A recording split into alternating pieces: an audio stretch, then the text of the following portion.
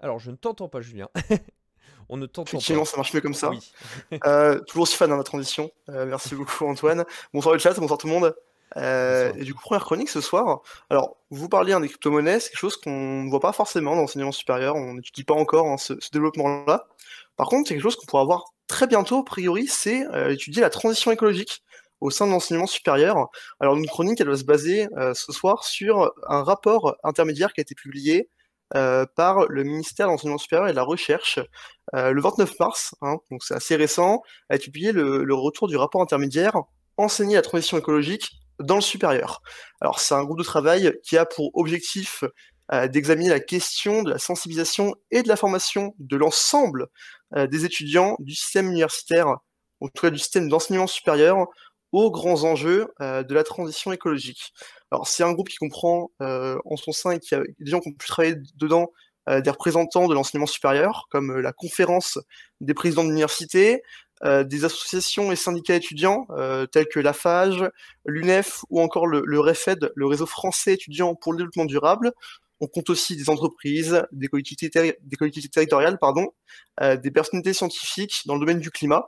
Voilà, toutes ces personnes-là se sont réunies tout au long de l'année 2020 pour travailler sur cette question et il y a bien un objectif qui a été proposé, qui est à la fois simple mais assez ambitieux, c'est de faire en sorte qu'à brève échéance, donc il n'y a pas encore de deadline fixé, mais c'est le plus rapidement possible en soi, que 100% des apprenants dans le système d'enseignement supérieur français soient formés à la transition écologique, et cela tout au long de leur parcours. Alors je vais vous poser une question à vous dans le chat, et puis aussi à toi Samuel, parce que je sais qu'Antoine et Olivier, vous êtes en économie de la transition, donc ça, vous le voyez dans vos parcours, mais est-ce que toi Samuel, au sein de ton parcours universitaire, dans ce que tu as pu suivre, t'as entendu parler un peu de notion de transition écologique? Est-ce que tu as des cours à ce sujet-là? En fait, ce que je trouve intéressant avec ce type de projet, c'est que actuellement, moi, le seul moment où on a parlé d'environnement dans ma formation, c'était en parlant d'histoire environnementale. Alors, c'était très intéressant parce que du coup, on voyait l'histoire du changement climatique. Mais je trouve qu'on manque encore, c'est vrai, dans l'enseignement supérieur de cette thématique-là. On n'a pas suffisamment de matière pour pouvoir échanger, pour pouvoir commenter. Et en fait, ce qui est intéressant, ce serait d'avoir à la fois les pratiques, mais aussi de la théorie, de savoir pourquoi il y a un changement climatique, qu'est-ce que l'anthropocène, enfin tous ces sujets-là qui se comptent. Et je trouve qu'on l'a pas suffisamment dans l'enseignement supérieur. Moi, en tout cas, cette année, je l'ai vu que dans l'histoire que dans ma matière qui est méthodologie de la recherche, dans les outils d'historien, un truc comme ça. Et après, par contre, ce qui est intéressant, c'est qu'il y a déjà, par contre, dans l'université, des formations, en tout cas dans mon école, une formation sur l'histoire environnementale. Donc, je pense que ça commence à se développer, mais c'est pas assez encore. Ouais, mais comme tu le dis, hein, ça se développe, mais c'est assez restreint. Selon une étude, encore une fois, du REFED, il y a 69% des étudiants, parmi ceux qui ne suivent pas une formation liée à l'environnement, il y en existe, hein, mais parmi ceux qui n'en suivent pas, 69% 69. entendent très peu, voire pas du tout parler. Ouais, 69% entendent voire pas du tout parler des notions de transition écologique durant leurs études. Donc c'est un chiffre assez élevé. Donc l'objectif 100% est très ambitieux. Euh, et bon, par quoi ça passe? Ça passerait par une adaptation des enseignements existants, voire la création d'enseignements nouveaux, et forcément un aménagement en conséquence des différents parcours universitaires, la conception d'une pédagogie et de contenu qui soit à la fois commun pour tous les étudiants, mais également modulé selon les spécialités et les filières, parce que ça représente quand même un assez gros travail. C'est pas forcément aisé d'intégrer ces questions à toutes les filières. Donc voilà, c'est pour ça que ce groupe a été créé et les travaux sont en cours à ce sujet-là. Donc les premières missions hein, du groupe, c'est d'identifier les bases communes de connaissances et de compétences sur la transition écologique, donc à inclure dans des enseignements généraux, et également de faire l'inventaire des leviers disponibles, c'est-à-dire des acteurs avec qui travailler en ce sein, les mesures d'incitation aussi à faire de la part du ministère, parce qu'on le sait, en tout cas les universités construisent eux-mêmes leurs maquettes, leurs programmes, donc il y a un travail d'incitation à faire pour intégrer ces programmes-là au sein des universités. Il y a également de la coordination et du financement de la part du ministère qui doit arriver. Alors là, on n'a qu'un rapport intermédiaire qui a été publié. Il y en aura un plus volumineux qui arrivera par la suite, qui complétera, détaillera en soi les enjeux, donc les compétences à acquérir et voilà toutes ces modalités de mise en œuvre. Mais en attendant, le rapport nous dévoile quand même des recommandations à court terme. Donc je vais rapidement vous exposer un petit peu ce qu'on est ressorti. Première recommandation serait d'ailleurs de communiquer plus fortement sur ce qu'on appelle le référentiel DD et ARS, qui est en fait un label de développement durable des établissements d'enseignement supérieur, et d'en fait de communiquer plus fortement de la part du ministère et d'inciter les établissements à s'impliquer dans ce label-là.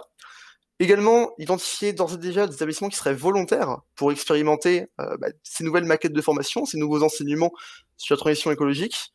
Organiser également des rencontres nationales afin de réunir de nombreuses parties prenantes, encore plus d'acteurs, pour discuter et améliorer le processus, approfondir leurs recommandations, et également lancer directement au sein des établissements d'enseignement supérieur une dynamique, une réflexion qui inclurait à la fois les étudiants, le personnel universitaire, qui prendrait le cadre d'une journée nationale à ce sujet-là, avec des cycles de conférences, des ateliers participatifs, pour qu'un maximum de monde puisse donner son avis, et du coup faire en fait évoluer la question.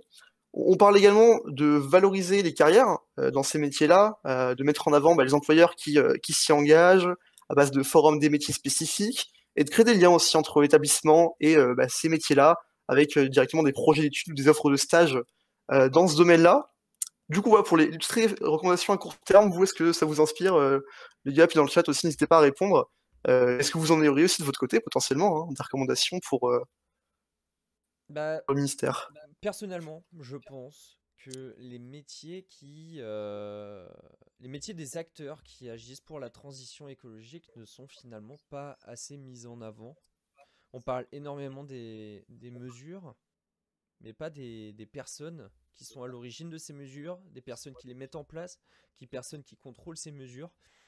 Moi, je trouve que là-dedans, il y a un manque d'information, en fait, majoritairement. Après, c'est un avis personnel, Ouais. mais pour moi, c'est Non, mais clairement un manque clairement, d'information. je suis assez d'accord avec toi. Les autres, vous avez d'autres Grosse petits avis? asymétrie de l'information. Peut-être une question, Julien. Est-ce que ça va concerner, par exemple, l'École nationale d'administration? On l'a vu ces dernières années, les politiques sont très orientés, très économiques, mais pas suffisamment peut-être écologistes. Et au final, ils sont eux-mêmes l'avouent, certains, ils se verdisent, on va dire, que maintenant. Est-ce que ça va concerner aussi ces écoles-là? Oui, l'objectif, c'est de l'enseignement supérieur en entier en soi. J'ai fait un petit lapsus en parlant d'université, mais c'est vraiment l'enseignement supérieur dans son intégralité. Après, forcément aussi, c'est des caractères d'incitation pour que toutes les écoles privées ou comme ça publiques incluent directement ces maquettes-là et ces enseignements. Alors, forcément, que serait une chronique sur un sujet comme ça sans un petit hic, un petit souci? Parce qu'il y en a un, je vous laisserai donner votre avis là-dessus, c'est qu'en fait, ce rapport, comme je vous l'ai dit, il date d'il y a 9 mois. Hein. C'est des décisions qui ont été menées en 2020, et il est sorti seulement là, fin mars. Donc, les recommandations qui avaient été proposées, en fait, n'ont pas été impliquées, alors qu'elles étaient quand même recommandées pour la rentrée 2020-2021. Toutes ces recommandations, et rien n'a été appliqué. Donc, forcément, les acteurs qui travaillent sur le sujet, qui sont beaucoup impliqués, eh bien, demandent l'application rapide des premières recommandations opérationnelles, et ça a un peu crié sur les réseaux sociaux, où vous pouvez retrouver un petit peu différents communiqués de presse à ce sujet-là. D'autant plus qu'en fait, ça a été publié le 29 mars, donc le même jour que l'ouverture de l'examen du projet de loi climat. Donc forcément, ça fait un petit peu jaser que tout ça soit pas pris en compte directement. Alors pour la loi climat, hein, je le place ici pour un peu ouvrir des portes et des transitions. On en parlera potentiellement sur une prochaine chronique, mais pas ce soir.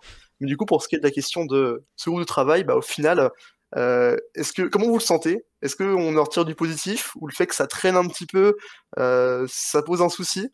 Et est-ce que vous avez hâte d'avoir la suite? Bah, après, que ça traîne, c'est normal. Moi, je pense qu'ils ont été pris de court aussi avec l'épidémie de Covid-19. Que ce soit en tout cas dans l'enseignement supérieur, on voit qu'ils n'étaient pas du tout préparés. Et encore, ils n'étaient pas déjà préparés en mars, quand il y a eu la vague. Mais on voit que même à la rentrée de 2020, ils n'étaient pas du tout encore bien formés pour ça, bien préparés. Donc, je pense que c'est normal que ça a pris du retard là-dessus, ce qui est dommage, parce que bon, même si on est en épidémie Covid-19, ça relance en fait le sujet de la transition écologique qui est de plus en plus urgente. Et bon, notre planète brûle, donc il faut bien s'en occuper. Donc voilà, moi je pense qu'ils ont été pris de court dans le sens où ils ont du mal à gérer déjà cette épidémie. C'est toutes les mesures qu'il y a derrière de Covid-19 qui sont quand même assez lourdes, il faut le dire. Donc je pense que c'est normal que ce soit sorti un peu tard, et en espérant que ça prenne pour la prochaine rentrée. Voilà. En tout cas, merci beaucoup Julien pour cette chronique sur finalement, pour récapituler un petit peu sur le projet du REFED pour apporter un petit peu la transition écologique à l'école.